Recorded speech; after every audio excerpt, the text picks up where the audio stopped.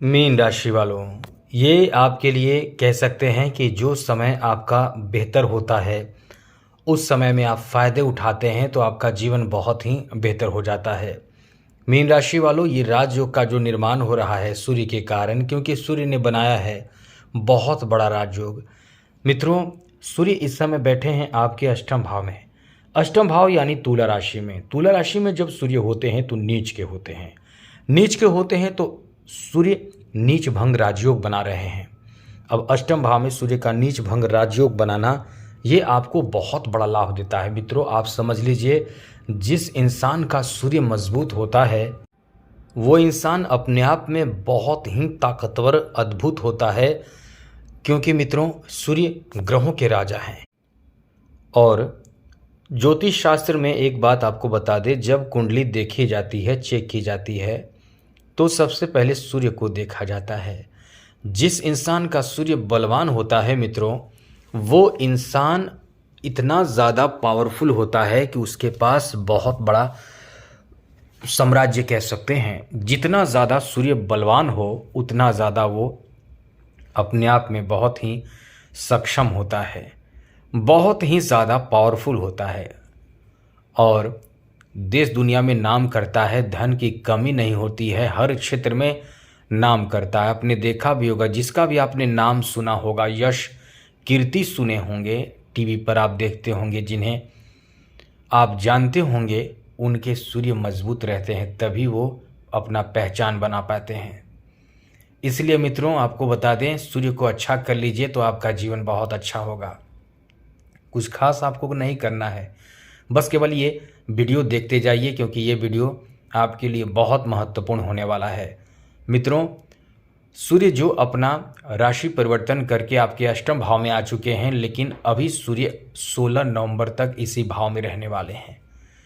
16 नवंबर तक आप जो लाभ उठाना चाहें उठा लीजिए, और ऐसे में क्या आप लाभ उठा सकते हैं हम आपको बताने जा रहे हैं। लेकिन आगे बात करें उससे पहले मेरा आपसे छोटा सा निवेदन, यदि आप इस चैनल पर पहली बार आए हैं तो चैनल को सब्सक्राइब ज़रूर कर लीजिएगा। वीडियो के नीचे सब्सक्राइब लिखा लाल बटन को दबा दें, घंटी को दबा दें और लाइक भी ज़रूर कर दीजिएगा, जिससे कि वीडियो जब भी अपलोड हो सबसे पहले आपके पास पहुंच जाए, वीडियो छूट ना पाए।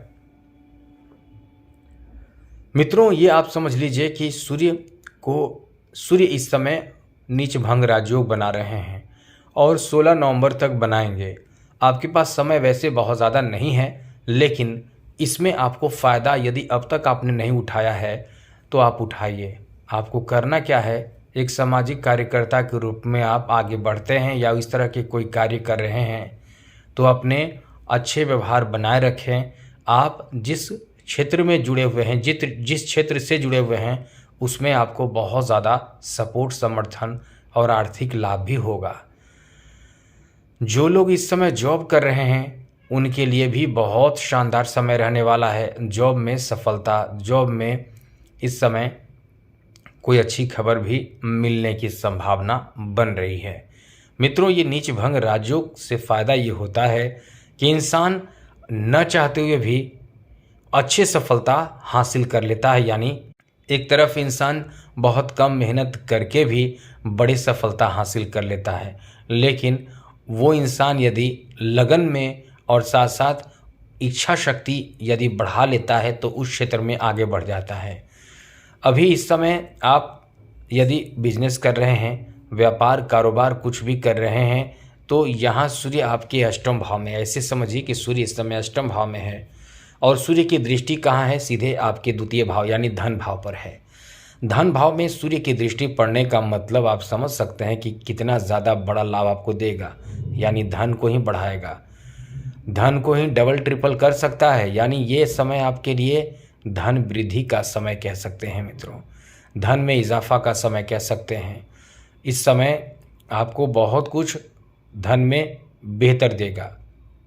जैसे आप पैसे तो बढ़ा ही लेंगे, पैसे तो धन में इजाफा तो कर ही लेंगे, साथ ही साथ इस समय आपको इस जगह भी फ़ायदा होगा कि आप इस समय कहीं न कहीं एक नए कार्य शुरू करेंगे जो आपको इनकम का एक नया साधन दे सकेगा। यानी इनकम का एक नया साधन भी आपको प्राप्त होने जा रहा है। यार ये कह सकते हैं कि नौकरी मिल जाए या नौकरी बदलने की सोच रहे हैं तो यहाँ से भी आपको फ़ायदा मिल सकता है। लेकिन ये ध्यान रखिएगा, जल्दीबाजी में, लालच में आकर, क्रोध में आकर कोई भी फैसले ना लें इस समय, क्योंकि शनि की 7.5 चल ही रही है और ये शनि की 7.5 आपको कहीं ना कहीं रुकावट डालेगा। तो आप चिड़चिड़े होकर गलत कदम ना उठाएं। जैसे आप जहाँ भी कार्यरत हैं वहाँ पे बॉस यदि कुछ कह दे तो आप उस जॉब को छोड़ने से बचें। कभी कभी होता है क्या कि बॉस भी किसी अन्य कार्य को लेकर गुस्से में रहते हैं या पर्सनल कोई काम या मैटर को लेकर गुस्से में आपको ही कुछ कह दें, तो इस बात को लेकर कुछ बड़े डिसीजन ना लें। ये बात ध्यान रखिएगा, क्योंकि बाद में खुद बॉस को रियलाइज़ होगा कि उन्होंने गलती की है।